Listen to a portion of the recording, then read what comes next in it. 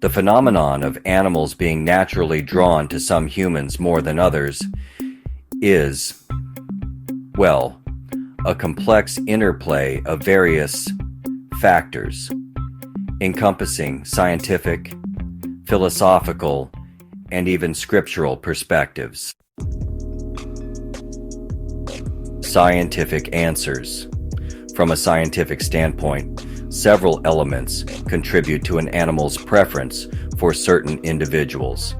Behavioral cues and communication. Animals, much like humans, communicate through a combination of vocalizations and body language. Individuals who are attuned to these subtle cues and respond appropriately are more likely to build rapport with animals. This includes being patient, using gentle movements, avoiding direct prolonged eye contact, which can be perceived as a threat by some species, and allowing the animal to approach on its own terms. Essentially, it's about respectful interaction and understanding the animal's signals. Olfactory signals, smell. Animals have a highly developed sense of smell, and they can detect a range of chemical signals like pheromones or stress hormones that humans emit. A person who is calm and relaxed might emit different chemical signals than someone who is anxious or aggressive, making the former more appealing to an animal. Consistent and predictable care. Animals, especially domesticated ones, thrive on routine and predictability. Caregivers who provide consistent food, shelter, and positive interactions, such as petting or play, tend to foster stronger bonds. This creates a sense of security and trust. The cute response, or baby schema. For some animals, particularly those with features reminiscent of infants, like large eyes and round faces, humans may exhibit a baby schema response. This triggers innate caregiving instincts in humans, leading to increased attention, affection, and protective behaviors. While this is primarily a human response, it can influence how a human interacts with an animal, making the human more appealing. Coevolution and domestication. In the case of domesticated animals, like dogs, a long history of coevolution with humans has led to unique adaptations. Dogs, for example, have evolved to understand human emotional cues and expressions, and humans have likewise developed a greater capacity to understand dog communication. This reciprocal understanding fosters strong bonds. The activation of the oxytocin system, a hormone associated with social bonding, also plays a significant role in human-animal interactions. Energy and aura, less scientifically proven, but explored. Some studies and anecdotal evidence suggest that animals might be attracted to certain auras or energies surrounding individuals.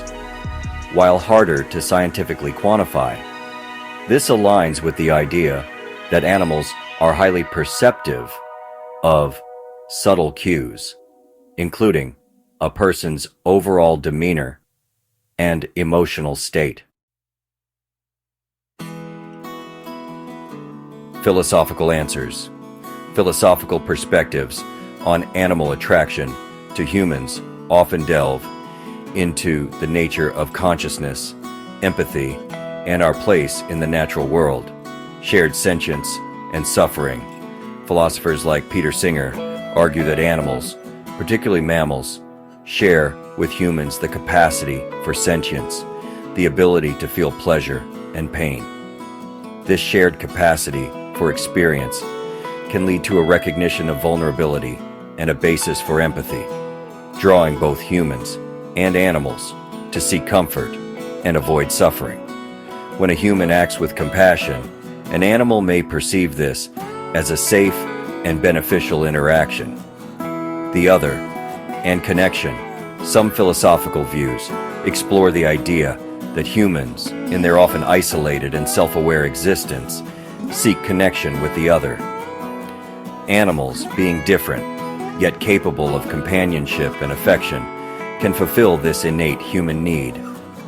This connection can be seen as a way to transcend purely rational or linguistic forms of interaction. Humanity's role as stewards, certain philosophical traditions, including those rooted in ethical frameworks, like some interpretations of Kantianism, suggest that humans have a moral duty towards animals, even if animals don't possess the same level of rationality or moral agency. This duty to care for and protect can manifest in behaviors that animals find appealing and trustworthy. Recognition of non-predatory intent. From a more primal philosophical viewpoint, animals are inherently wired to identify threats. A human who projects an aura of non-threat, kindness, and perhaps even offers resources like food or safety will naturally be seen as a benevolent presence rather than a predator, thus fostering attraction. Scripture-based answers, offer some really interesting insights into the human-animal relationship, often highlighting themes like stewardship, creation, and inherent value. In the book of Genesis, for instance, humanity is given dominion over the animals. While this has sometimes been misinterpreted as a license for exploitation, many theological interpretations emphasize that dominion actually implies a responsibility of stewardship and care, mirroring God's own care for creation. When humans embody this kind of caring stewardship, animals may respond positively to their benevolent presence. Genesis also describes God bringing animals to Adam because, as it says, it is not good for the man to be alone. While Eve is ultimately created as Adam's suitable helper, this passage suggests a divine intention for animals to be companions and to help alleviate human solitude. This foundational idea could really underpin a natural draw between species. Many scriptures emphasize kindness and compassion towards animals. For example, Proverbs says, "Whoever is righteous has regard for the life of his beast, but the mercy of the wicked is cruel." And Deuteronomy instructs not to muzzle an ox while it is treading out the grain, implying care for working animals. These principles suggest that a righteous or compassionate person acting in accordance with divine will would naturally evoke a positive response from animals. Numerous verses highlight God's care for all living things, including animals. Psalm 145 says, "The eyes of all look to you, and you give them their food in due season.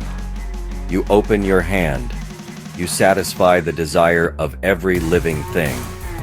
And Matthew reminds us that not even a sparrow falls to the ground without the Father's knowledge. If humans are seen as agents of this divine care, providing sustenance and protection, animals might naturally be drawn to them. Prophetic texts, like Isaiah, envision a future where animals and humans live in perfect harmony. "The wolf shall dwell with the lamb, and a little child shall lead them." This eschatological vision can be seen as reflecting an inherent, though currently broken, desire for peaceful coexistence between humans and the animal kingdom, hinting at a natural affinity that can be restored. In conclusion, the natural attraction animals feel towards some humans more than others is, well, a multifaceted phenomenon. Scientifically, it's about understanding and responding to animal communication, consistent care, and even shared biological responses. Philosophically, it touches upon shared sentience, the human need for connection, and our moral responsibilities. Scripturally, it points to divinely ordained stewardship, companionship, and the inherent value of all creation. Thank you so much for watching. May your day be full of wonder, connection, and a little bit of animal magic.